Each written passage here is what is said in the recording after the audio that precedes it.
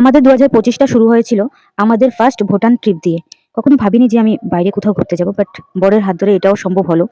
2025 সালটা আমার খুব ভালো গিয়েছে এরকমটা না। বিয়ের পর প্রথম জন্মদিন যেটা আমি একা কাটিয়েছি বরকে ছাড়া। সারাদিন ঘরে বসে, তারপর ওর কথায় আমি মন্দিরে গিয়েছিলাম, তারপর কেকও এনেছিলাম। জীবনে এরকম একটা মানুষ থাকা সত্যিই খুব ভাগ্যের ব্যাপার, যে কিনা তুমি নিজেকে নিজে ভালোবাসতে শেখাবে।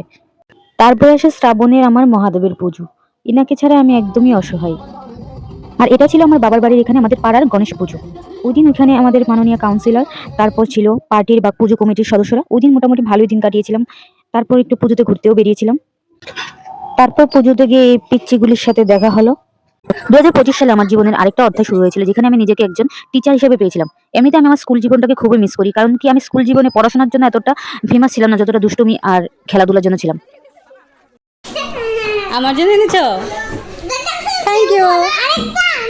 আমার জীবনের এই অধ্যায়টি থেকে আমি অনেক কিছু শিখতে পেরেছি। আমার কাজের মধ্যে যত ভুল ত্রুটি ছিল, হয়তো বা কিছু আমি চেঞ্জ করেছি, আমার ভুল ত্রুটিগুলি আমি শুধরাতে পেরেছি, আর অনেক বাকিও আছে যেগুলি আমি ভবিষ্যতে শুধরানোর চেষ্টা করব। টিচার্সদের জীবন যতটা দেখতে সুন্দর ও সহজ মনে হয় ততটা নয়। তাদের অনেক রেসপন্সিবিলিটি থাকে যেগুলি ওদের পালন করতে হয়। যাই হোক, এই টপিকটা নিয়ে অন্যদিন কথা বলবো। এক কথায় বলতে গেলে প্রিয় মানুষ, আর এটা সারা জীবন থাকবে। কিছু ছবির ক্যাপশন দিতে হয় না, ছবিই কথা বলে। 2025 আমাকে তাদের থেকে ভালোবাসা ও সম্মান দিয়েছে। কিছু নতুন সম্পর্ক পেয়েছি। অতীতের কিছু কষ্ট থেকে নিজেকে বের করে আনা থেকে 7 বছর পর আবার সে নিজের পছন্দের জায়গায় ফিরে যাওয়া, সবকিছু এই 2025 হয়েছে। নিজের ভালোবাসার মানুষের সাথে ছোট ছোট শখগুলি পূরণ করা। আমার জীবনে ভগবানের দেওয়া বেস্ট গিফট হলো আমার হাজব্যান্ড। আমি ঘুরতে ভালোবাসি, ও আমাকে ঘোরাতে ভালোবাসে। আমাকে দেখে অনেকেই বলে, এত হাজব্যান্ড হাজব্যান্ড কেন করিস, একা কোনো কিছু করিস না, এত উড়িস না, ভালো না। আমি যে এত উড়ি, আমাকে উড়ার জন্য আমার পাখাগুলি আমার বরই দিয়েছে। আর এটা ছিল আমার ফার্স্ট সোলো ট্রিপ। হ্যাঁ, এতটা মজা হয়নি, বাট একা কোথাও গিয়েছি এটাই অনেক। এটা হলো দুর্গাপুজোর আমার সবচেয়ে ফেভারিট একটা পার্ট। ছোটবেলা থেকে মার পেছন পেছন ছুটতাম, মা সিঁদুর খেলতো, খুব দেখে ভালো লাগতো। বিয়ের পর থেকে আমি ওইটা করার সুযোগ পেয়েছি, তাই আমি আর এই সুযোগটা হাতছাড়া করতে চাই না। এই বছরই আমি কামাখ্যা মায়ের মন্দির দর্শন করার সুযোগ পেয়েছি।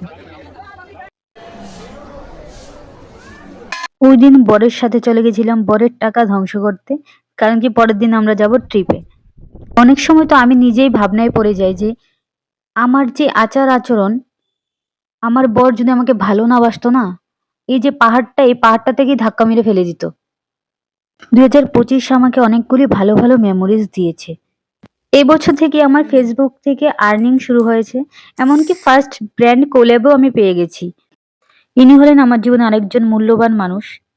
সম্পর্কে আমার অসুর হয়, ও সরি, অসুর না, ভাসুর।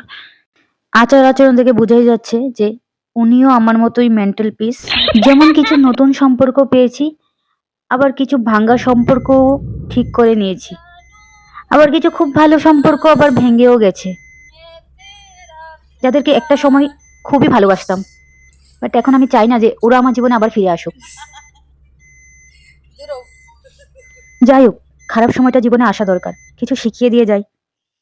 এইভাবেই আমার 2025টা ভালোই কেটেছে। আর আজকে শেষ দিনটা আমি আমার মাম্মামের সাথে কাটাচ্ছি।